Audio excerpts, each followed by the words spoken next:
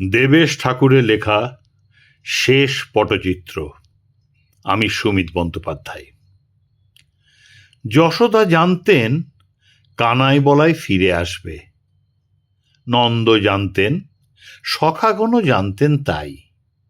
গোপীদেরও জানা ছিল ব্রজে ফিরবেন ব্রজরাজেশ।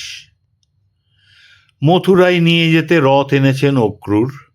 ললিতা বলে, কেন তুমি নিয়ে যাচ্ছ ব্রজেশ্বরকে?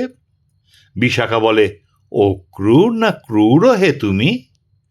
অনঙ্গমঞ্জরী বলে, জানো না কংস কত নির্মম? একমাত্র রাধা জানতেন ফেরার হবে না। কুঞ্জবনের গাছগুলি ডালপালা নিচু করে শ্রীকৃষ্ণের চরণ ধরে আটকাতে চাই গতি।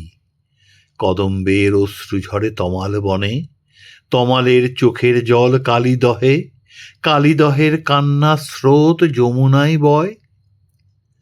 কৃষ্ণ তখন রাধারানীকে একান্তে বলে উঠলেন, কেন জানি না আজ তোমাকে মনের মতো সাজিয়ে দিতে ইচ্ছে করে। মোহন ঠোঁটে মোহন হাসি ছড়িয়ে বলেন মদন মোহন, রমণীর সাজ পুরুষ বোঝে, কোন অঙ্গে কিসের শোভা? প্রশ্ন করেই রাধারমণ পড়তে বসেন রাধার মন। এই প্রথম রাধাকে নিজের হাতে সাজাতে বসেন কৃষ্ণ। পাদপীঠে রাধাকে বসিয়ে নিজে বসলেন পদতলে। নারীগণ সাজ শুরু করে কবরী থেকে, গণ্ড থেকে। কৃষ্ণ বলেন, আমি না হয় শুরু করি চরণ থেকে।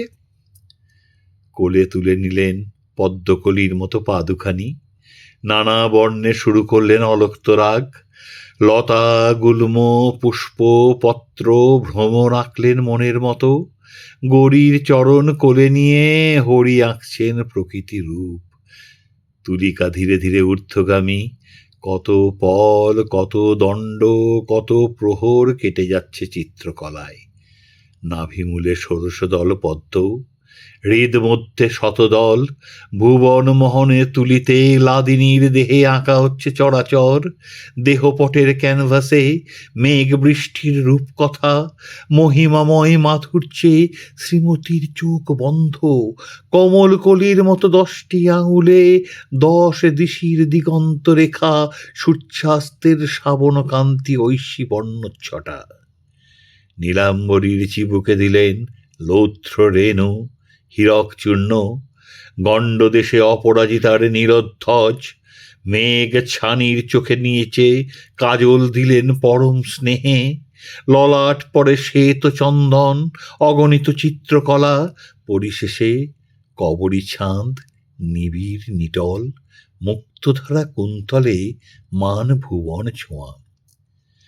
চিত্রকলার শেষ না হতে রাধা বললেন, অনন্তকাল স্নান না করে ধরে রাখবো জগন্নাথের জগৎকলা।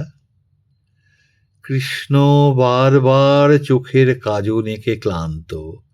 যতবার আঁকেন ততবার শ্রীমতীর চোখের জলে ধুয়ে যায়, যেমন করে বৃষ্টি ধুয়ে যায় কালো মেঘের ঘনঘটা। চোখের জলে নৌকো বেঁধে উঠে বসলেন রাধারানী। জানি তুমি আর কোনোদিন আসবে না শ্যাম ব্রজপুরে। একটি মাত্র পূর্ণ স্মৃতি আমায় দেবে, পূর্ণ স্মৃতি চিরদিনের জন্য দেবে, তোমার বাঁশি। আর কোনোদিন কোথাও যেন বাজিও না ওই মুরলী হে মুরলীধর। অজান্তে কি পাঞ্চজন্য তুলে নিলেন সেদিন থেকে?